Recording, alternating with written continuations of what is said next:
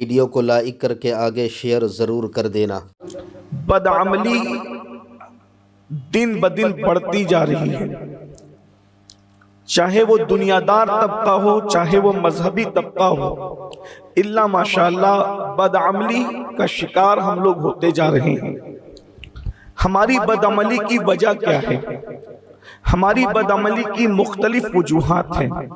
जैसे अगर हम जराइम करते हैं, गुनाह करते हैं, बुराइयां करते हैं, तो उसके पीछे वजह यह है कि कहीं ना कहीं अल्लाह के रसूल सल्लल्लाहु अलैहि वसल्लम की बातों पर हमें जितना यकीन होना चाहिए वो यकीन कमजोर हुआ है। हमारा जो यकीन होना चाहिए हुजूर अलैहिस्सलाम की बातों पर, उसमें कहीं ना कहीं कमजोरी आई है।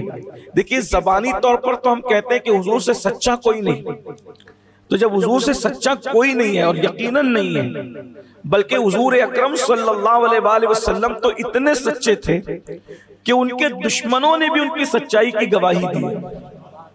कायनात में ऐसा सच्चा आया कब है कि जिसके दुश्मन भी जिसको सादिक और अमीन कहते हों।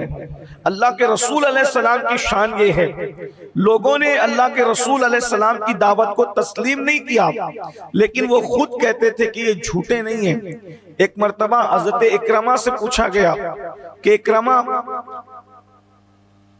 तेरा बाप तो अबू जहल था, और हज़रत इकरमा सहाबी रसूल और बड़े अजीम सहाबी, बल्कि वो शहीद हुए, अल्लाह ने उनको शहादत का मकाम अता किया। अबू जहल के घर में इस्लाम पहुंचा।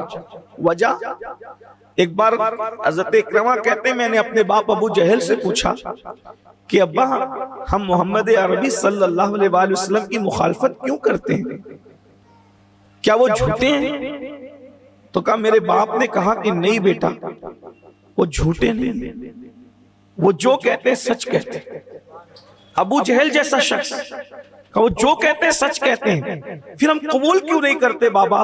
तो कहने लगा, सारे बड़े बड़े मनसब तो उन्हीं के खानदान में है, अगर कबूल कर लेंगे तो मनसबे नबूवत भी उन्हीं के खानदान में होगा और हमें गुलाम बना लिया जाएगा। यानी इक़्तिदार की वजह से वो लोग कबूल नहीं करते थे। ऐसा नहीं था कि वो अल्लाह के रसूल अलैहिस्सलाम को झूठा समझते थे। अल्लाह के रसूल अलैहिस्सलाम की सच्चाई की गवाही उनके दुश्मन भी देते थे।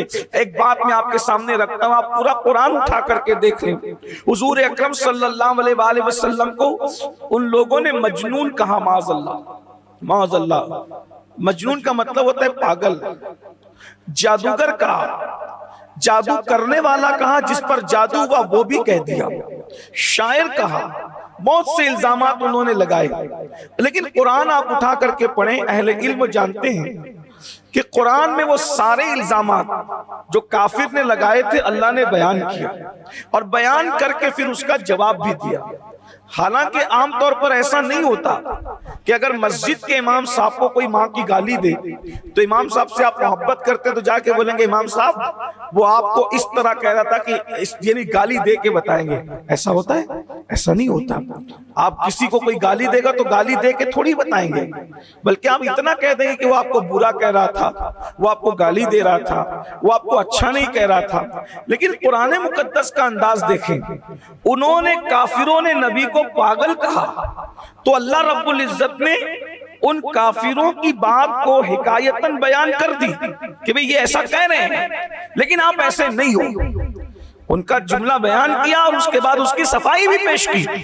ठीक है, इसी तरीके से उन लोगों ने शायर का, तो अल्लाह तबारक व तआला ने कहा कि आपको शायर कहते हैं, हालांकि वमा अल्लमनाहु शिअरा वमा यंबगी लह, हमने आपको शेर कहना न सिखाया क्योंकि ये आपके शायाने शान नहीं था। आप शायर नहीं हो, आपको जादूगर का, आप जादूगर नहीं हो। लेकिन वो जो जो कहते थे कुरान उसको बयान करके फिर उसका रद्द कर रहा है। ऐसा नहीं कहा कि वो आपको बुरा कहते हैं, आप बुरे नहीं हो, आपकी शान ये नहीं। उन्होंने आपको ये कहा लेकिन आप ये नहीं हो, उन्होंने आपको ये कहा मगर आप ये नहीं हो। वजह, क्योंकि कुरान ने क़यामत तक रहना था। अल्लाह रब्बुल इज्जत ने सारे इल्जामात जो उन्होंने लगाए पहले बयान किया, उसको फिर उसका रद्द फरमाया, ताकि दुनिया को पता चल जाए, लोगों देख लो कि मेरा महबूब कितना सच्चा है। करोड़ों दुश्मनी के बावजूद वो पागल तो कह गए, वो मजनू तो कह गए, वो शायर तो कह गए, वो ये तो कह गए, वो तो वो कह गए, लेकिन इतनी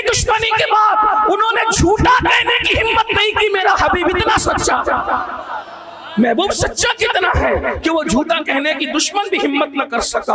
अल्लाह अकबर, ये हुजूर सच्चे।